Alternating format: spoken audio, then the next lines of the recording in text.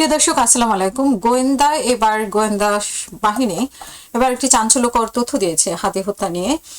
তারা বলছে যে মূল পরিকল্পনাকারী তিনি হচ্ছেন বাপ্পি। সেই বাপ্পি সম্পর্কে একটি তথ্য দিয়েছেন যে মিরপুরের সাবেক ওয়ার্ড কাউন্সিলর ও যুবলীগ নেতা তাইজুল ইসলাম চৌধুরী বাপ্পির পরিকল্পনা ও নির্দেশনায় ইনকিলাব মঞ্চের নেতা শরীফ ওসমান হাদিকে গুলি করে হত্যা করেছে বলে দাবি করেছে ডিবি পুলিশ। এবং ডিবি তথ্য অনুযায়ী হত্যাকাণ্ডের প্রধান পরিকল্পনাকারী বাপ্পি গা ঢাকা দিয়েছে কলকাতায় আছেন।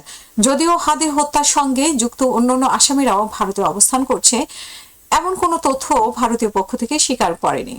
অনুসন্ধানে দেখা গেছে যে কলকাতার রাজারহাট ওয়েস্ট ভেড়াবেড়ি মেটোপাড়া এলাকায় ঝঞ্ঝন গল্লির নামে একটি পাড়ায় 4তলা বিল্ডিং এর প্রথম তলায় একটি ফ্ল্যাটে বাপ্পি আত্মগোপনে আছে।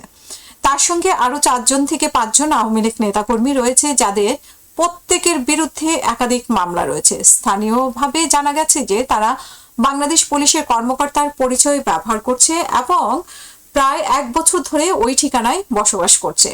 ফ্ল্যাটে থাকা যুবলীগ নেতা মফিকুর রহমান উজ্জ্বল এবং সাজিবুল ইসলাম সাংবাদিকদের জানিয়েছেন যে এই মুহূর্তে বাপ্পি ফ্ল্যাটে নেই।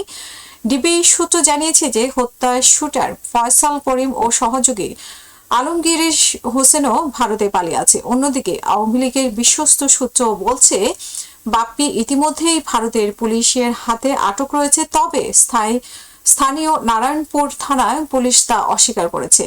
বিধাননগর পুলিশ কমিশনারের অফিসও জানিয়েছে হাদি হত্যার আসামিরা কলকাতায় লুকিয়ে আছেন, এমন তথ্য তাদের কাছে নেই।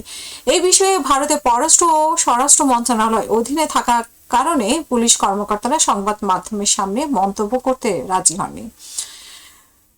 প্রিয় দর্শক, আসলে হাদি হত্যা নিয়ে বিরাট একটা ধোঁয়াশা তৈরি করেছে। ফয়সাল নিজে বলছে যে নিজে দুবাইতে আছে, তদন্ত কর্মকর্তারা বলছে যে তারা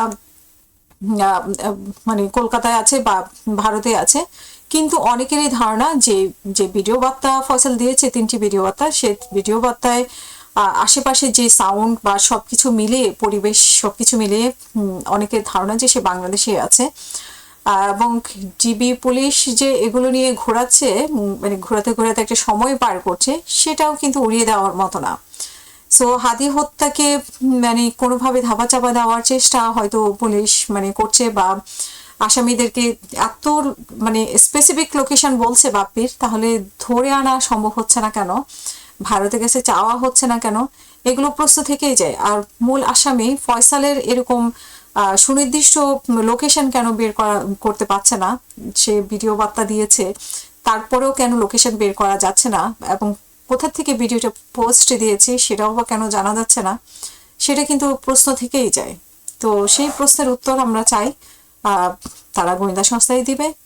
এবং সোশ্যাল মিডিয়াতে নানা কথাবার্তা হচ্ছে, আমরা চাই যে আসলে হাদি হত্যার বিচারটা হোক, সেটাই হচ্ছে সবচেয়ে বড় বিষয়। কিন্তু অতিরিক্ত সময় পার হয়ে যাচ্ছে এবং কিন্তু কোনো অগ্রগতি আমরা আসলে দেখতে পাচ্ছি না, এটাই হচ্ছে হতাশার বিষয়।